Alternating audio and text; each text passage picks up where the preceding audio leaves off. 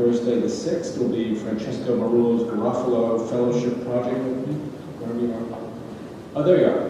You're not working on it? You're not working on it? Tentatively scheduled for Thursday.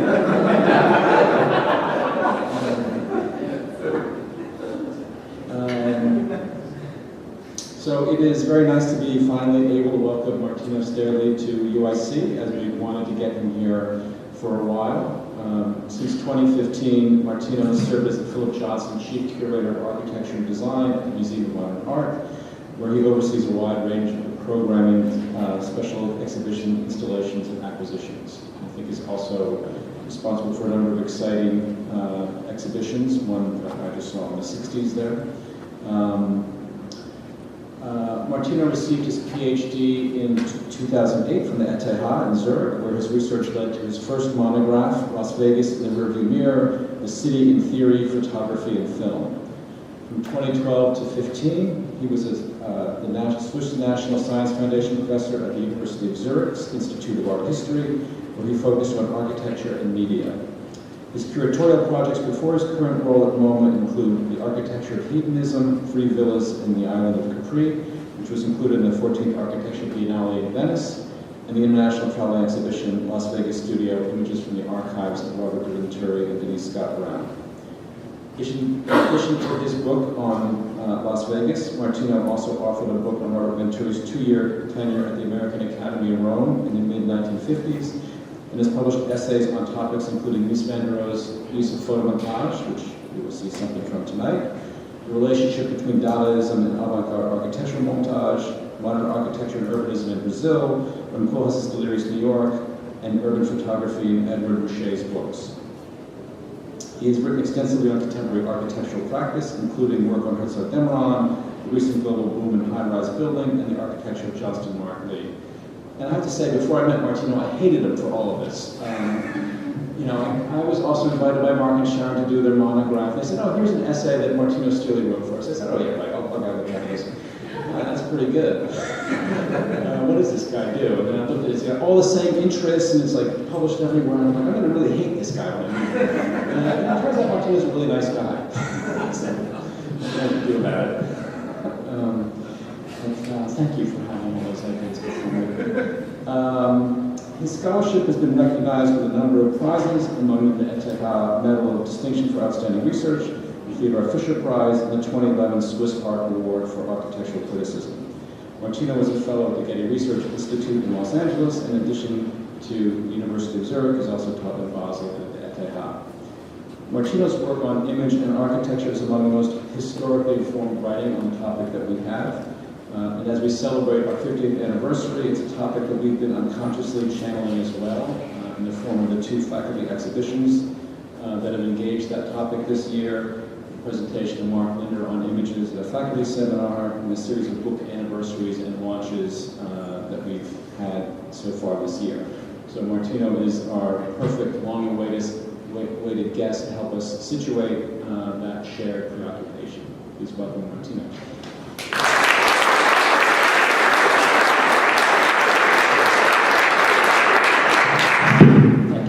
Bob, for the kind and generous invitation and introduction, and I hope you're still going to like me after this.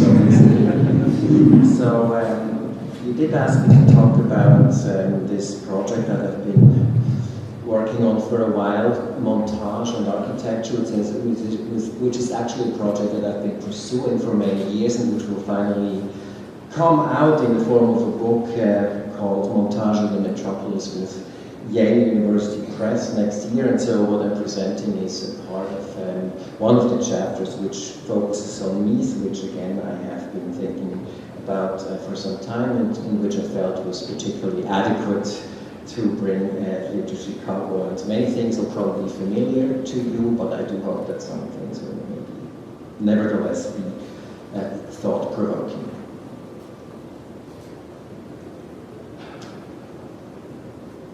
Where I need to. How does this work? Actually, why don't I use two sets? Okay. Architectural history has tended to associate Ludwig Mies van der Rohe with two main issues. On the one hand, he's considered to be the architect who pushed the idea of flowing space to its limit and thereby ushered in a modern conceptualization of space. On the other, given his background as the son of a stonemason and his non-academic training in a vocational school, he is seen as the ultimate representative of the tradition of the master builder, a craftsman whose distinctive architectural language grew out of his intuitive sense of materials. Meanwhile, the role of visual media as a key element of his architectural production has been given less attention. While there is no doubt that Mies changed how space is understood in modern architecture and very much defined it, I would like to argue that this contribution to modernity is equaled in significance by his command of media and his appreciation of the fact that architecture is as much about representation as it is about space.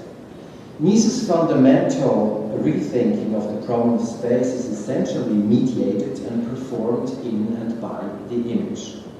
Indeed, Mies's fame is based to a considerable extent on the production and presentation of image architectures and architectural images, on what has often been pejoratively called or labeled paper architecture, not least by Mies himself. The visual rhetoric of Mies and his office was founded to a large extent on photomontage and collages, media he used for his own purposes like no other modern architect. His use and perfection of these media gave him the means, both graphic and epistemological, to revolutionize architectural representation and to elaborate his own conceptualization of space. I would like to start my considerations today by looking at Mies's visionary architectural production from the early 1920s, which launched his first German careers. Many of the obviously very iconic visionary projects, the fire projects of the early 1920s.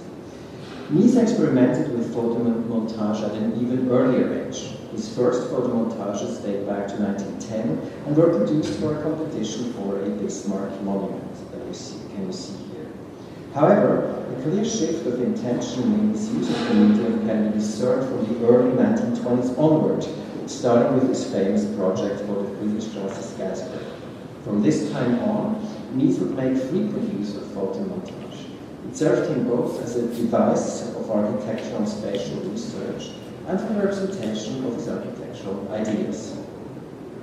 The neoclassicist designs of the 19-teens and the modernist visions of the 1920s seem to be separated by eons. It is striking that at this time, in around 1920, Mies, up to then an inconspicuous and little-known architect who had just recently moved to Berlin, started to develop an interest in the artistic avant-gardes and their rethinking of representation. It was above all the Dadaists to whom Mies turned for inspiration. A photograph dated 30th of June 1920 shows Mies van der Rohe among the visitors of the first international Dada Fair held in the Otto Burkhardt Gallery in Berlin. The photograph is of paradigmatic significance for architecture culture of the early Weimar Republic. Of all the artistic movements active in the aftermath of World War I, Dada was the single most radical. In the photo we see a rather well-behaved group of young men in spotless suits. Only the woman in the center of the picture makes an explicit statement for reform clothing with a loose skirt. She is apparently pregnant, while the checked cap of the man on the left, it is the Dada artist Raoul Hausmann, speaks of a certain bohemian attitude. Despite the apparent informality, however, what we are looking here is not a random sample of the jeunesse dorée of the Berlin bourgeoisie, but some of the most outspoken and ferocious critics of Wilhelmine society. Among them, Johannes Bader, John Hartfield, Raoul Hausmann, and Hannah Buch. The Dadaists' primary artistic impulse was to destroy the ossified forms of bourgeois taste, to radically question the understanding of the work of art as an organic whole, prevalent up to the end of the 19th century, and to replace it with a heterotopic order based on dialectical tension between individual elements. Moreover, in many ways, the artistic aims of the Dadaists were not an end in themselves, but were situated in a larger political context. For them, art was the primary instrument and weapon in what they saw as the real struggle, which was to radically change bourgeois society.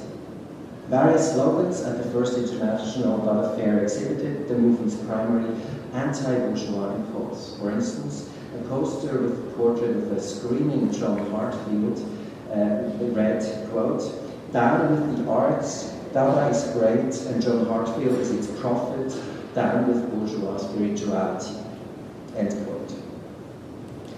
Read against this political program, the conforming attitude of the crowd assembled in Burkhardt's gallery seems rather astonishing. Is this a group of political and artistic radicals indulging in the comforts of the bourgeois salon? Or was perhaps the whole Dada attitude merely a performance, a sort of petty and well-contained rebellion sprung from the nurseries of the very same Wilhelmine society they were attacking? Whatever the answer, the bourgeois and the bohemian universes do not seem to be as antipodal as the accounts of the Dada protagonists have suggested. Rather, they form the dialectical but necessarily interdependent opposites of a Janus-faced modern life. And Mies, in the middle of it, seems to be perfectly at ease with it. The Dadaists' prime field for artistic experimentation and expression, or one of them, was photomontage. I'm showing you here their paradigmatic and famous montage by the great Helmut Büch, which is called Cut with the Kitchen Knife, which sort of already expresses the entire fervor that was behind this movement. According to canonical theories of the avant-garde, two aspects are constitutive for the Dadaist montage technique. On the one hand, the production of the work of art as an organic whole is renounced in favor of the act of selecting ready-made materials from media, from reproductions. And on the other hand, the sometimes stark contrast affected by juxtaposition of these materials, media, and reproduced images is valorized. Even though the aesthetic effect of such contrasting juxtapositions has repeatedly been described as shock by people like Georg Simmel, Walter Benjamin, and others, it was only at the beginning of the movement that the Dadaists took destruction and fragmentation as an end in itself. They soon began to investigate a new visual semantics based on juxtaposition. In the words of the architectural historian Manfredo Tafuri, quote, "Dadaist nihilism, in the hand of a Haussmann or a Heartfield or a Büch, one could say, became the expression of a new technique of communication. The systematic use of the unexpected and the technique of assemblage were brought together to form the premises of a new non-verbal language. It was therefore precisely with Dadaism that the theory of information became an instrument of visual communications." End quote. Thus, for the Dadaists, photomontage was not merely a means to represent the industrialized metropolis and the traumas it inflicted on the individual and his or her perception. It was also a heuristic model for the production of visual meaning by the unmediated juxtaposition of disparate elements and the surplus of meaning released by their contrast. The first International Dada Fair was the first presentation of these possibilities to a larger audience. The exhibition presented various photomontages that honored the programmatic, artistic, and political claims of the Dadaists.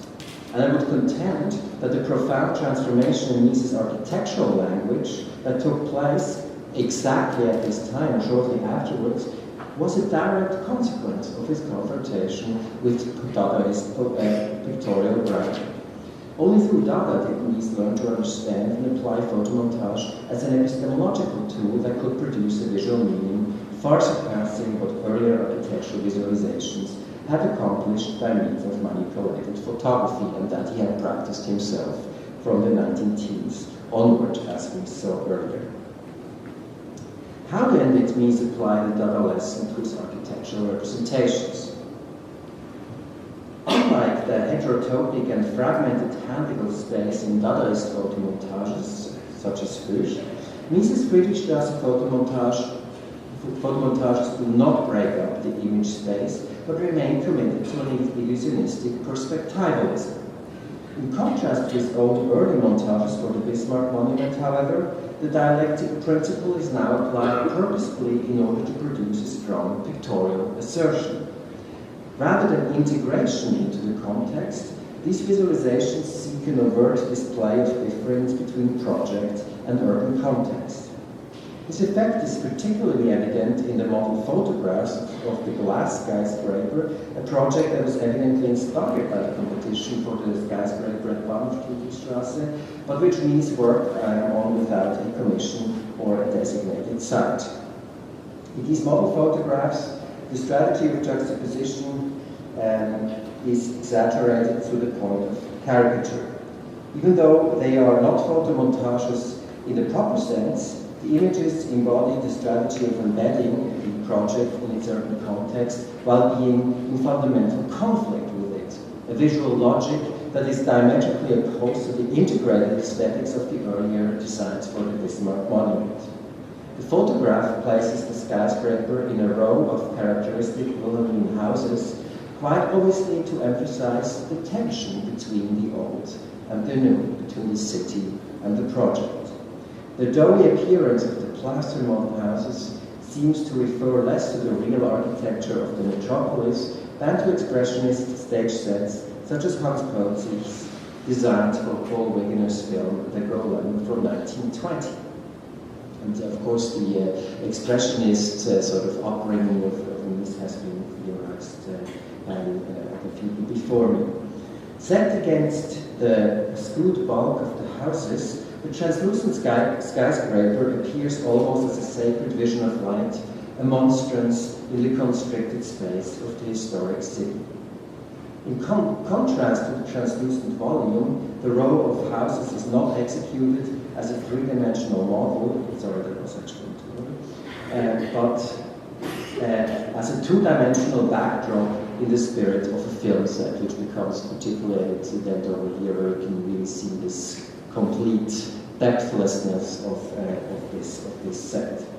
It was clearly intended and specifically produced for photographic representation, and it could thus be argued that it was the photograph rather than the model that fully embodies Mies's architectural idea.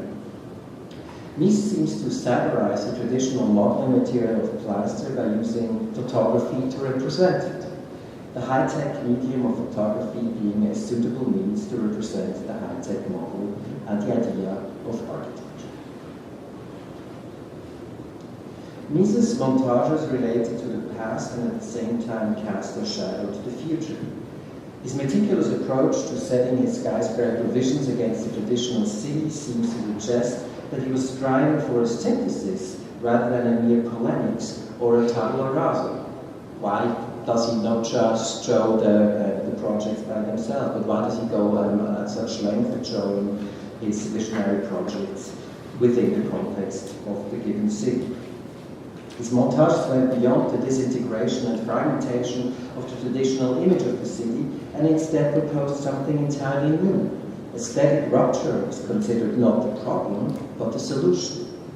In this regard, Mies's montages anticipate the concept of the collage city that Colin Rowe and Fred Catherwood developed into an urbanist leitmotif in the 1970s, arguing that the modern metropolis is constituted through its fragmentary aesthetic as a palimpsest of heterogeneous historical strata. Mies's montage attitude becomes even more outspoken in his master plan for the campus of the Armor Institute here in Chicago, where the entire site seems elevated on a pedestal famously.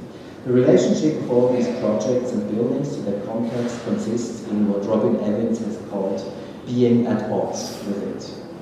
The full meaning of Mies's architecture only reveals itself in the dialectical contrast brought about by montage.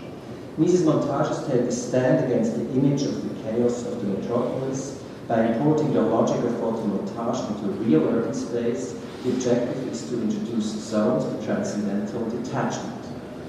This urbanist idea would have been unthinkable without the encounter with the Dadaist aesthetic and politics of montage, I would argue. Mises transitioned from an early integrated aesthetics to a dialectical conception of the image in his avant-garde work of the 1920s and onwards can only be plausibly explained with this encounter. Through this fundamental epistemological rift, Mises anticipated the fractured post-war image of the metropolis. He provided apologists of an urban collage or montage aesthetic, a visual tool that enabled understanding the historically determined cultures within contemporary cities, not as haphazard manifestations of irreversible historical processes, but rather as a site of aesthetic tension that could be made productive for architectural and urban design.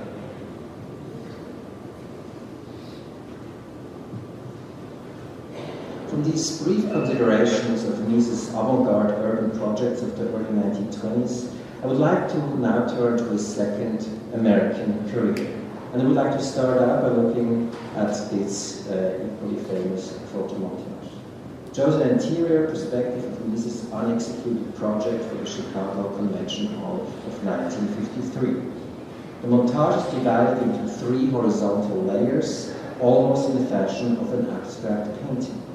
It epitomizes the architect's understanding of modern architecture. We see a vast interior space entirely free of supporting columns, typical for Mises' ideal conception of modern space as a principally endless flowing continuum. The upper part of the image is taken up by a model photo of the imposing roof structure that would make this kind of vast open space possible. Underneath, we see a zone clad in Verdo Antico marble, a feature again typical of the architect's predilection for luxurious materials and reminiscent of many of the architect's buildings from the 1929 Barcelona Pavilion onward, here depicted in Jeff Wall's living. The lower third of the montage finally shows a large crowd of people. For this section, the architect used reproductions of a photograph from the convention of the Republican Party held in Chicago in 1952, something that Neil Levine has actually written on, an image he had seen in Life magazine. Here, Mises juxtaposes the textures of the different surfaces, the chaos of the crowd contrasts with the roof's rigid structure. Architecture, the montage seems to imply, gives order and structure to the society that it shelters. The irregular materiality of the marble wall takes on an intermediary position in this configuration between society and architecture. It is, like the roof, part of the realm of the inanimate, but its irregularity resonates with the crowd's unruliness.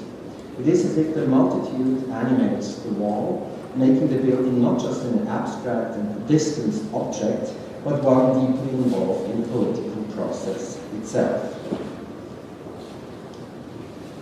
The fourth element, of course, in the montage, the American flag hanging down from the ceiling, enforces this political, patriotic flavor of the image. The flag brings to mind Jeff Jones' series of American flag hangings in the encaustic of the very same period. Unlike these, however, for Jones, the flag is the artistic and representational problem, which transforms the flag into an abstract exercise of cause and forms, where in the case of Mises, it is a final element giving context as if to fix meaning. If you look at the crowd in the montage more closely, you will notice that the same motifs reappear several times, and this is most evident in the eye posters held by the participants of the political rally, which appear again and again and again. Mises appropriates an image from the popular media, but continues to further manipulate and reproduce it. What renders this image so strikingly symbolic for post-war American architecture culture is its double reference to both industrial building technology, as exemplified by the roof structure, and mass culture, as exemplified by the crowd. But it seems significant too that Mises used the technique of photomontage to illustrate this synthesis of technology and mass culture. For its combination brings to mind the quintessential discourse of avant-garde art of the early 20th century. Indeed, one cannot help thinking of Walter Benjamin's essay, The Work of Art in the Age of its Technological Reproducibility. In the afterword of his text, Written in the mid-1930s in already dark political times, Benjamin famously summed up the political situation in fascist Europe as an, quote, aestheticization of politics.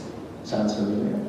And he saw this aestheticization as a consequence of the manipulation of reproductive media such as photography and film by the political powers. Needless to say, Mies produced his photomontage of the Chicago Convention Hall in a completely different historical and political setting in the Pax Americana of the early 1950s. But the combination of politics, advanced building technology, modern architectural aesthetics, and a mass audience brings to mind another famous photomontage of a similar subject that dates precisely to the year in which Benjamin wrote his essay. It shows a political rally in front of the headquarters of the fascist party in the city of Como, Giuseppe Terrani's masterpiece, the Classica Fascia. Similar to Mies van der Rohe's image, this photomontage displays a large crowd on the occasion of a political demonstration, together with an icon of modern architecture. It is precisely the aestheticization of politics that Benjamin had in mind. Is modern architecture thus a medium in the service of state propaganda? Or is Mies coming to the rescue of modern architecture by showing that it does not simply stand on the side of institutional power, but actually gives space to the free political expression of a multitude? It seems clear to me that the architect is painfully aware of modern architecture's entanglement with totalitarian power, and that he makes a deliberate use of the technique of photomontage to recall this point. His photomontage is a visual acknowledgement of modern architecture's dilemma between affirmation and critique. On a more distant level, a pair of images I am showing also tells the story of the transition of a formerly avant-garde revolutionary form of artistic expression, namely photomontage, into totalitarian propaganda, and from there to a fairly common and commercial use in post-war consumer society. Similar implications are apparent in another photomontage of a project from the early 1940s.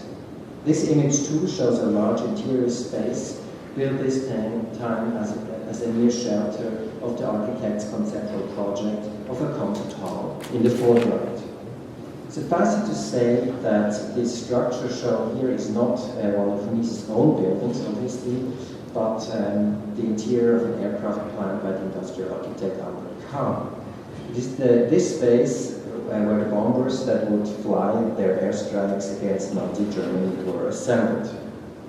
But Mies makes sure that any trace of the original purpose of the assembly hall is carefully deleted out of the representation. At the same time, the political implications of the underlying photograph point towards the dilemma of modernity. The photomontage seems to both celebrate technological progress brought about by industrial production, and to recall the destructive potential set free by the machinery of the military-industrial complex. The image further brings to mind modernity's potentially inhumane implications by contrasting the relentless rhythm of the steel structure of the roof with a seated figure in the foreground, a work by the French sculptor Aristide Maillot. Mies deliberately sets an anthropomorphic counterpoint to the built incarnation of the industrial sublime. Again, dialectics of modernity. Indeed, I would say that Mies van der Rohe's understanding of photomontage is political in a double sense. On the one hand, he credits industrialization for the genesis of a new kind of interior space, but reminds us at the same time that the space is only possible because of architecture's participation in the alliance of technology and politics and the military-industrial complex. On the other hand, the medium of photomontage is itself based on an advanced technology of reproducibility. For this reason, photomontage is the adequate medium to represent the situation in which architecture as a cultural practice in the United States finds itself in this specific historic moment.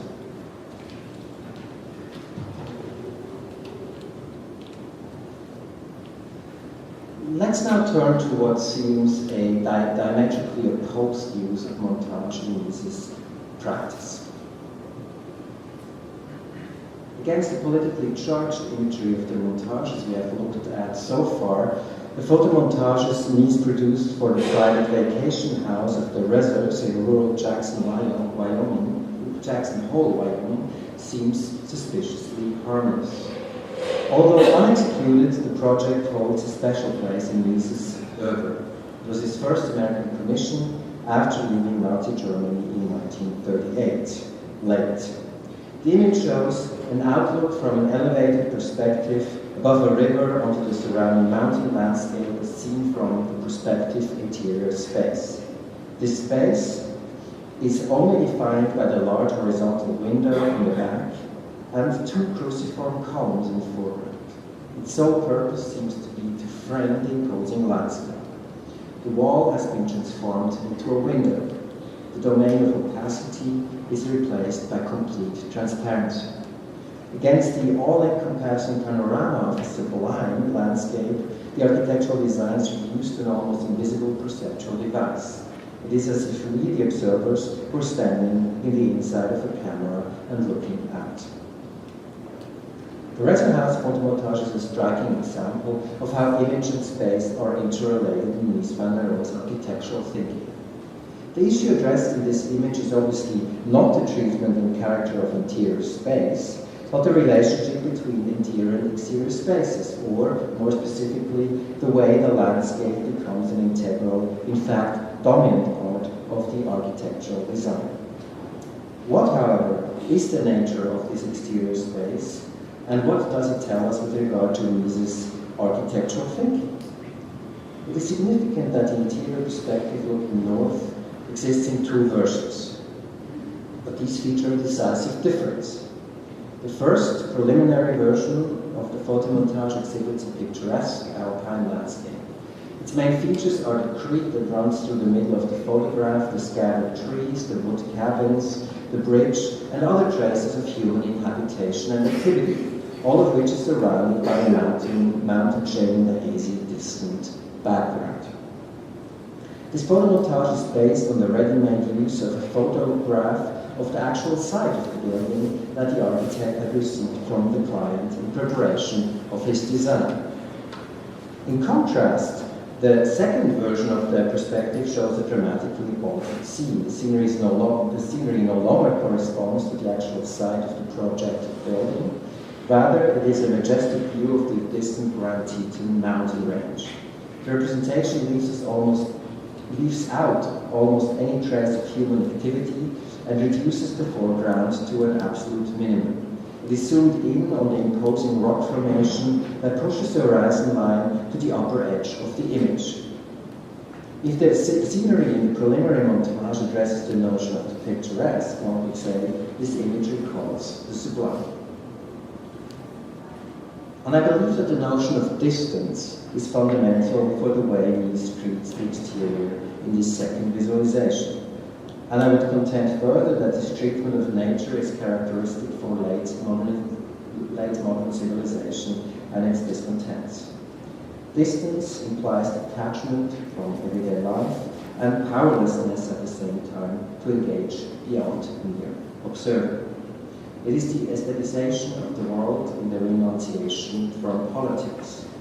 It is the condition that Max Horkheimer and Theodor Adorno have famously described through their reading of the myth of Odysseus and the sirens for the society of late capitalism in their dialectic of the Enlightenment, the separation of aesthetic experience from practical life with the ultimate autonomy of both. For while Odysseus is tied to the mast and exposed to the sirens' beguiling song, the oarsmen steer the ship with plucked ears.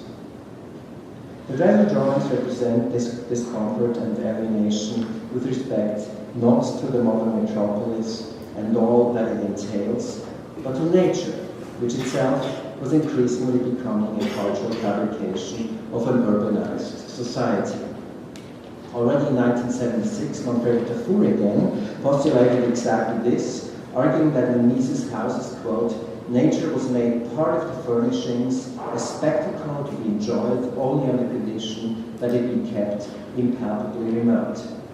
A, quote, distant spectacle that was, quote, easily replaced by a photomontage.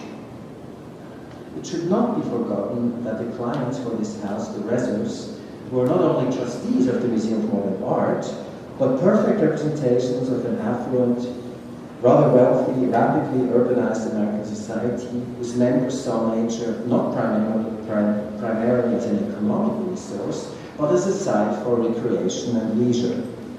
Grand Teton National Park, in whose close proximity the site for the Reser House is situated, became protected in 1929, a few years before the project, leading to the rapid touristic exploitation of the area. Nature is no longer the wild and untamed other that has to be feared, subjugated, and domesticized. Despite or precisely because of this, its threatening otherness, it has become the subject of aesthetic appreciation, an image. What's more, in the political context discussed earlier, one cannot help thinking of the famous panorama window of Hitler's contemporary mountain retreat, the Berghof in Berchtesgaden, indicating that the sublime mountain landscape and its framing through architecture is anything but politically innocent. Mises' photomontage deletes the foreground and thus any indication of spatial depth. This results in an impression of flatness and depthlessness, almost as if you were looking at wallpaper rather than an actual prospect on the landscape. And I will return to this in just a bit. This impression of flatness is further underscored by the architect's choice of symmetrical frontal perspective. Mises' architecture is generally associated with dynamic, flowing space, and with what ensues from it, the blurring of interior and exterior space. What we find here is quite the opposite. The frontal perspective does not suggest a mobile, dynamic spectator, but a monocular, static one, very much in the fashion of a Renaissance painting. Interior and exterior spaces are not conceived of as being part of a continuum, but are represented as clearly distinct realms. They are connected visually in the sense of a framed static outlook, but clearly disconnected spatially. Mises' photomontage not only illustrates the transformation of nature into an object of aesthetic consumption, a landscape. It also includes a definition of what architecture is. For even though architecture is radically reduced to almost nothing, its existence is nevertheless strongly asserted by the way it is distanced from the space of nature and from its atrocities of the outside world in general, as Reinhold Martin has argued in an important essay. But these later montages in their relation to nature and the early Friedrichstraße project in its relation to the metropolis seem to assert that modern architecture is that world's other. Here it is an apparatus for and aestheticizing it. But exactly through this distance, this aesthetic distantiation, architecture is defined as something detached and alienated. The Farnsworth House, built between 1945 and 1952 in Plano, down the road, is another case in point to illustrate the relationship of Mises' architecture to nature. In one of his rare interviews, the architect significantly discussed the relationship between architecture and nature in this pavilion. It is interesting that he makes an explicit point for the interior perspective. I quote, Mies, he says the following: nature has its own life to lead to. We should avoid disturbing it with the color of our houses and interior decorations. Yet we should endeavor to merge nature, houses, and man in a higher unity.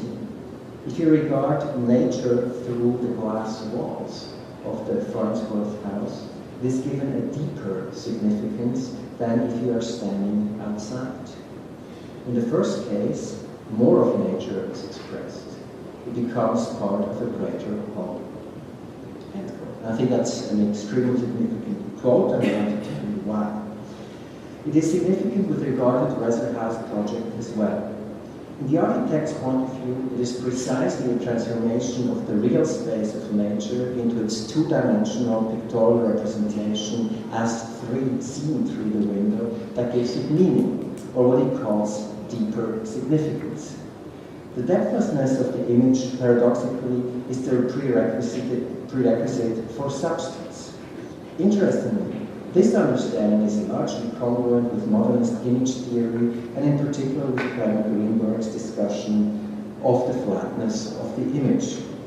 For Greenberg, who argues through a drip ranking by Jackson Pollock, flatness is a central element of the self-referentiality and radical autonomy of modern abstract painting. Through the process of deleting any notion of simulated spatial depth from the image, Greenberg argues, abstract art is charged with psychological and emotional depth. As the art historian David Josselin has put it, quote, the expression of psychological depth requires the sublimation of optical depth. So I say that again. The expression of psychological depth requires the sublimation of optical depth. End quote. Obviously, the framed landscape in the Farnsworth House is neither abstract nor opaque in a Greenbergian sense, but quite to the contrary, representational and transparent. But as a quote by the architect makes clear, Mies sees the aestheticized two-dimensional distanciation and alienation from the real space of nature as an equivalent to what becomes possible for the observer of modernist painting, namely contemplation, the search for deeper significance. Modernist painting and modernist architecture may pursue the same aesthetic aims, but with diametrically opposed means. With the same aim, modernist painting tends toward abstraction and opacity, modernist architecture, on the other hand, towards representation and transparency. Mies's conceptualization of nature as essentially and ideally a two-dimensional representation is underscored by his interest in photographic wallpaper. Throughout the 1930s, Mies was working together with his then partner Lily Reich and the photographer Walter Peterhans on a patent for a mechanical apparatus for the production of wallpaper depicting illusionistic landscapes based on photography. Such illusionistic landscapes were already quite popular in the 1930s in the United States, as Dietrich Neumann has pointed out elsewhere. But I think Mies's interest in photographic wallpaper extends beyond mere monetary interests. Rather, it is a key to understanding how he conceives of the relationship between image and space, imaginary and real, and flatness and depth. The result, it should be obvious, is neither narrative nor abstract, rather it is nature as an image within the interior, an aid to contemplative autonomy. From a modernist point of view, it is interesting to know that Mies does not seem to object at all to what would commonly be seen as a vulgar use of nature in a low medium, that is, in a photographic illusionistic reproduction, as they were popular in the 70s, for example. Quite to the contrary, he sees it as a site of deeper meaning.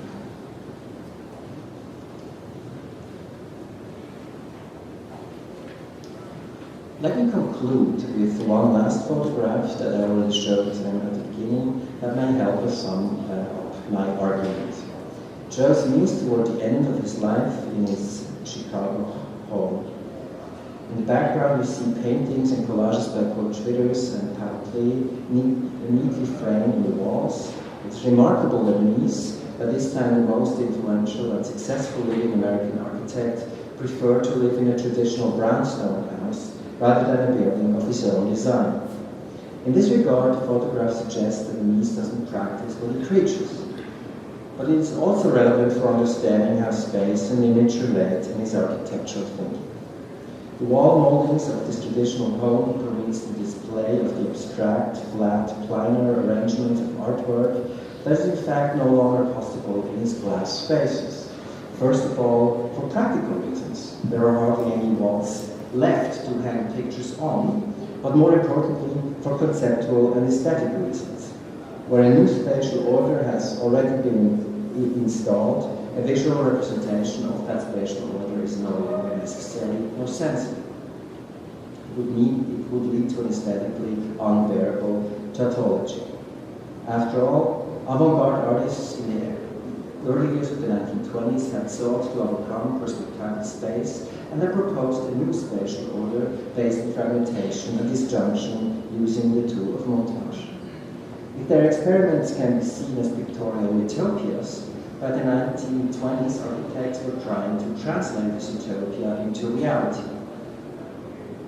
In a sense, a concrete utopia, to use a gloss term. After the historical catastrophe that followed, this utopia no longer received much credit.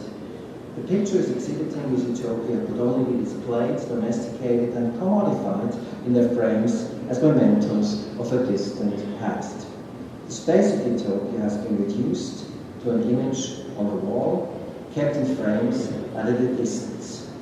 In a nutshell, Mrs. Brownstone living room exemplifies the fate of the avant-gardes and of their revolutionary politics. Thank you very much.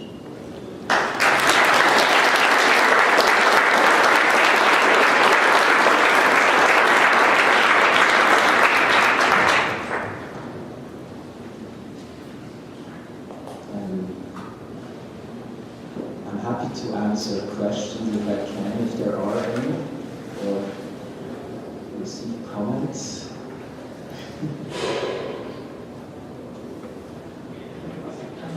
In the view at the Friedrichstraße Hochhaus, you use the word synthesis to describe the coming together of the 19th century city and the glass skyscraper. And I wonder if you could tell us a little bit more about the choosing of the term synthesis, because I guess one could sort of analyze it on the one hand as a display of irreconcilable divide between the new material and the old. Or one could say that that both realms need each other in order to heighten the difference to one another. In both cases, I don't quite get synthesis, and I wonder if you could explain that a little bit more. Well, I'm using the term really, directly from Marx's dialectical materialism, thesis and anti-thesis synthesis. So it's exactly what you were explaining, so in a way, sort of using two non-congruent positions and then, producing an additional, meaning or proposition through that juxtaposition. So I'm really using it in a very Marxian, but very much in the way that you just explained. And I would say that these photomontages have tended to be seen as sort of contextualist. The Mies literature usually treats this as sort of just very, conventionally sort of inserting a project into its own context to show that there's a certain contextual meaning. But I think that's actually besides the point. I think it's actually, the radical, the notion of the radical rupture that is much more important for him, and it's much more, visible than if you just show the project by himself, which he could have done too. I mean, in a way, one would even expect a modernist architect to do that. Sort of the idea of the total tabula rasa and starting out with a completely new spatial concept, which really is not interesting.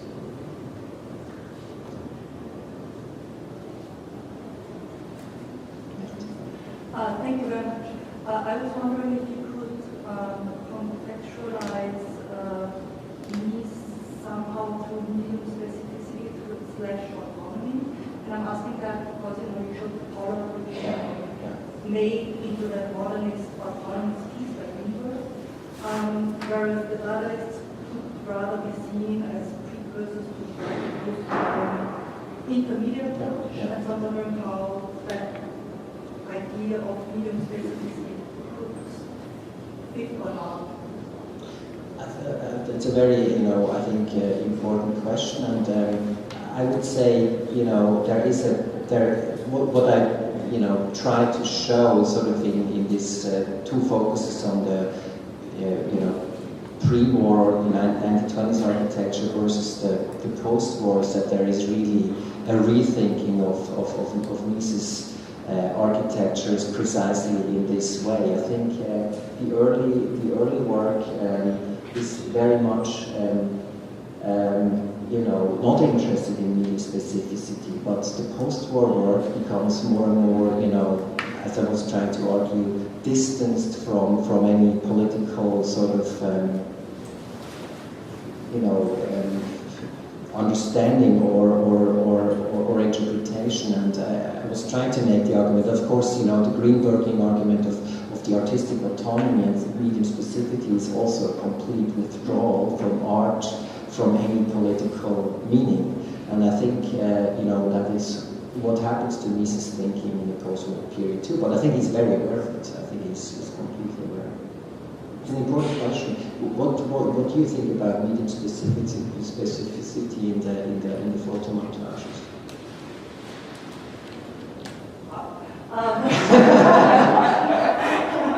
Okay, anyone else? But particularly this, it's a tricky question. You can also ask, there's something weird about that particular piece, I think, that where I'm not sure where I would place the issue of autonomy or of disruption versus insertion, and I think I really don't know what Yeah. question how to interpret it.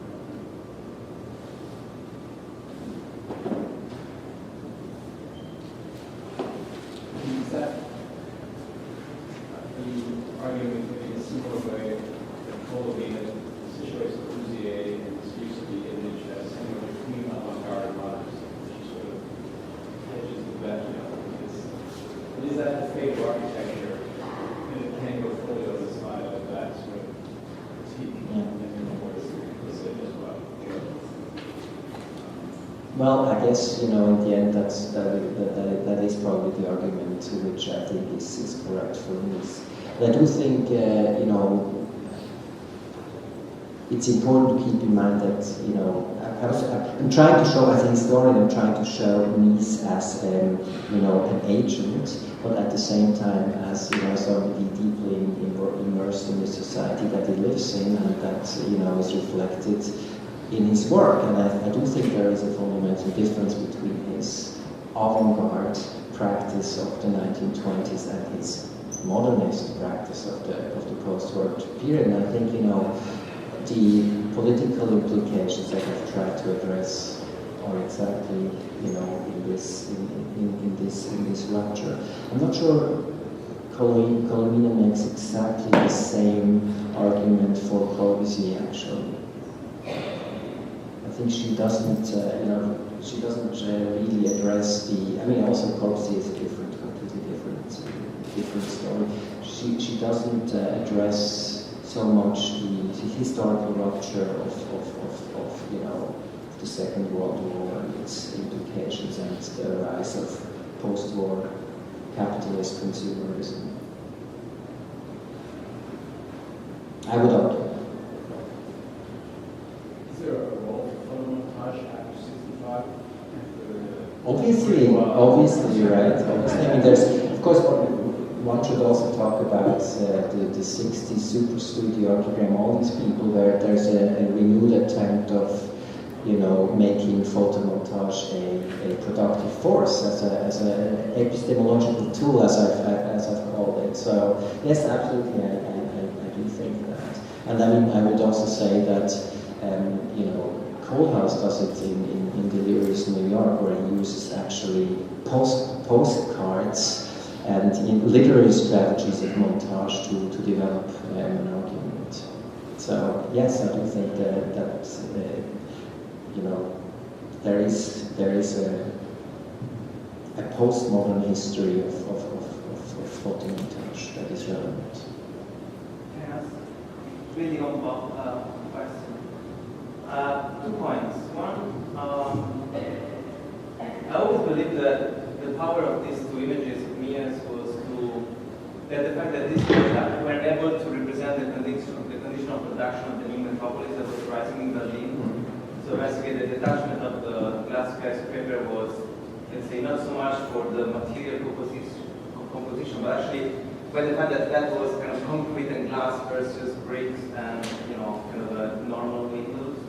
And therefore there was an entire new class rising up in Weimar Berlin, you know, the Kaufarbeiter, you know, the cognitive workers were somehow proliferating at the time. So actually the power of the image was to emblematically represent the new condition of production. So my first question is maybe asking about the conclusion of your book. Do you think that the collage or the montage is nowadays is still a viable tool to represent the contemporary conditions of production? Do you think that is still a viable tool? Because at that time it's so easy, it was somehow easier. Now it's very difficult to represent or even to let understand by the simple image of a building how the world, the reality works. So this is the first image, first question. The second is, we are living in a very hard time. You mentioned rapidly about the contemporary political conditions, not only in the US but also somewhere else in Europe. And I have to say that populism uses a lot the tools of image. So actually the image is on one hand very crucial for architects to demonstrate their ideas, but at the same time it has always been like that. But what's a dangerous tool because it might be controlled and let's say manipulated by political powers to get votes, to get to somehow gather consensus. So I was wondering, what is your, again, looking at possibly at your conclusion for your book, I'm wondering if you have elaborated this relation between populism and the use of image, knowing also your very elaborate research on the argument, let's say, before. Well, no. I mean, obviously, that is a very relevant question, and I'm not, it's not the conclusion of the book, but I try to, hint at it when I bring, into the discussion something like, the Casa del Fascio photomontage, where, there's also a rather long chapter on Herbert Dyer, the graphic designer who, did some, really, beautiful but highly problematic work for the Nazi regime and really left at the very last moment. So this sort of, capture of the avant-garde from the right is certainly addressed in my book. And I mean, I'm a historian, so I'm not trying to do operative criticism and tell people what they have to do in the present, but I do think it might be helpful to understand historical episodes and, their problems as something that relates to our contemporary condition. So I think that's what I can say to your to the second part of your question. The first part of the question, just remind me again. I was just wondering if you think that photocollage, anyway, the collage itself is. Oh yeah. I mean, just in a way, related question. So I mean, obviously, I also more in the introduction than in the conclusion, I relate to what happens to architectural images through Photoshop and all the digital tools that we have now to design, and the rendering practices, which in a way could be seen as a continuation, a natural continuation of photomontage. But I actually think it's the opposite of that. It's a complete vulgarization and a complete misunderstanding of the original, power and meaning of photomontage that has, been watered down into just a tool of numbing effects of aestheticization. But I don't, not to be operative, exactly. Not to be operative, exactly. So I mean, in a way, I hope the book will also sort of help, maybe architectural students to understand that images are very powerful tools, and there's a history of using images, and absolutely there are dangers of misusing. So to understand, I think to understand the mechanisms behind, maybe the book can be making a contribution in this regard. The vulgarization, the rendering, what do you make of the researches of collage and photomontage in the works like those on view? Like, you saw the show this weekend of like Office or Atelier Fala or a number of these. I feel like it's being reclaimed in some way. I agree. I mean, interesting. I think it's a very, very interesting exhibition. Thanks for making that happen. And I do think that, interestingly, we are sort of revisiting, maybe from an historically more informed perspective, what the postmodernists were sort of interested in back in the 1980s. So I do think there is a very interesting moment in contemporary architectural production where the history of the architectural image is sort of rethought and rediscussed through the medium of the image, and I do think it produces very interesting works. So I wasn't trying to be generally critical of all contemporary production. I do think there is an important continuation of this kind of thinking, which everyone who has not seen the show at the Grand Foundation should actually please go see it. It's beautiful and it's very inspiring and thought-provoking.